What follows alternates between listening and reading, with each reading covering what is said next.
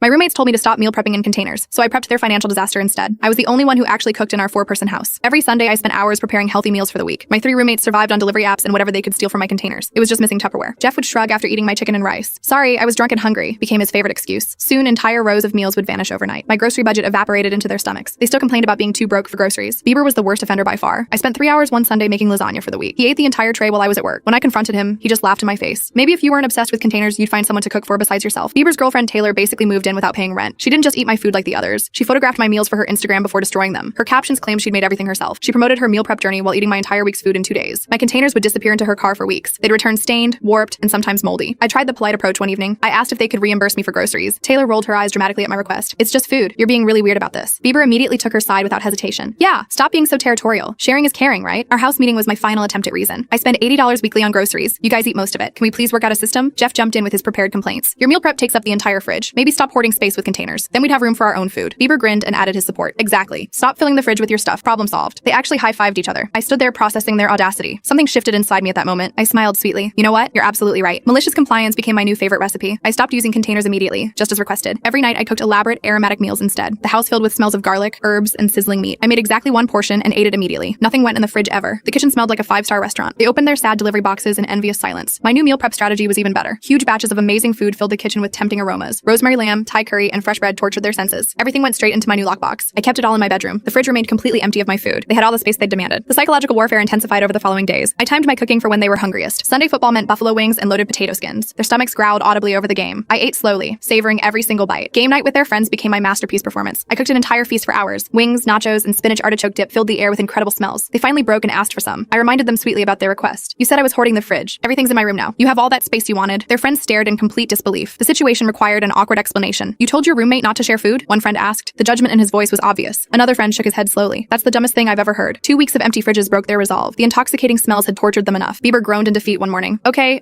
we get it. Can we work out a food budget? We'll pay you to meal prep for everyone. I pulled out my laptop with fake enthusiasm. Actually, I found the perfect solution. This meal delivery service has an amazing deal. Everyone just needs to sign up for the group discount. Taylor grabbed the tablet without reading anything. Whatever. Where do I click? She tapped through multiple screens carelessly. Her credit card information went in without question. She complained about how many steps there were. She never read a single word. She just committed to a 52-week subscription. The price was $300 per week. The cancellation fee was absolutely massive. The group discount page had actually been commitment terms. I started packing that same night. My studio apartment was already lined up. I could meal prep there in peace. My note on the empty fridge was cheerfully worded. Congratulations, Taylor. You're now enrolled in premium meal delivery. $300 per week for professional food. First charge hits tomorrow. My phone exploded with calls and texts as I drove away.